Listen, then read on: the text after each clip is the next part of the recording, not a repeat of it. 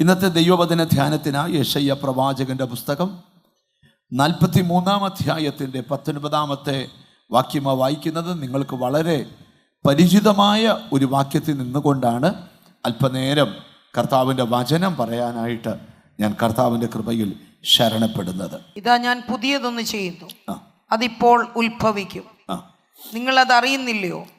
അതെ, ഞാൻ മരുഭൂമിയിൽ ഒരു വഴിയും നിർജ്ജന പ്രദേശത്ത് നദികളും ഉണ്ടാക്കും.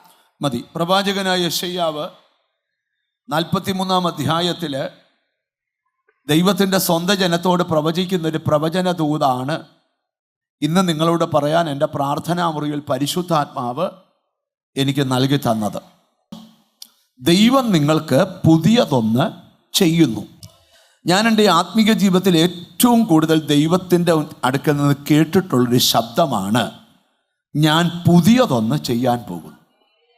അത് എന്നോട് ബന്ധപ്പെട്ടും ഞാൻ പ്രാർത്ഥിച്ച പലരോട് ബന്ധപ്പെട്ടും ഞാൻ പുതിയതൊന്ന് ചെയ്യാൻ പോകുന്നുവെന്ന് ഒട്ടനവധി ശബ്ദങ്ങൾ കേട്ടിട്ടുണ്ട്.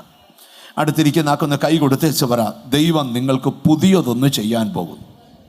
3 മേഖലകളെ ഇന്ന് തൊടുമെന്ന് ദൈവാത്മാവ് ഈ വചനത്തിൽ കൂടെ പറയുക.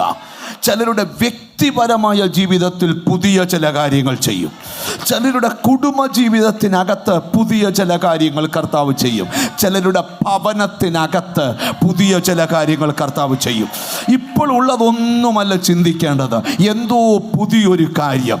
നീ നിന്റെ അമ്മയുടെ ഉദരത്തിൽ ജനിക്കുന്നതിന് മുമ്പ് ദൈവം സ്വർഗത്തിൽ തീരുമാനിച്ചതും നിനക്ക് വേണ്ടി മാത്രം ചെയ്യാൻ തീരുമാനിച്ചതുമായ ആ പുതിയ കാര്യം, ഹല്ലേലൂയ, നിനക്ക് പോലും ആശ്ചര്യം വരത്തക്കവണ്ണം നിന്റെ വ്യക്തിപരമായ ലൈഫിൽ അത് ചെയ്യാൻ കർത്താവിന് ആഗ്രഹമുണ്ട്. സ്തോത്രം. നിങ്ങൾക്ക് എത്ര പേർക്ക് അതിന് സ്തോത്രം പറയാൻ പറ്റുമെന്ന് എനിക്കറിയത്തില്ല. അമ്മ അടുത്തിരിക്കുന്ന ആളെ നോക്കി ചിരിച്ചോണ്ട് പറ, പുതിയൊരു കാര്യം കർത്താവ് ചെയ്യാൻ പോവാന്ന് പറ. Hallelujah, hallelujah.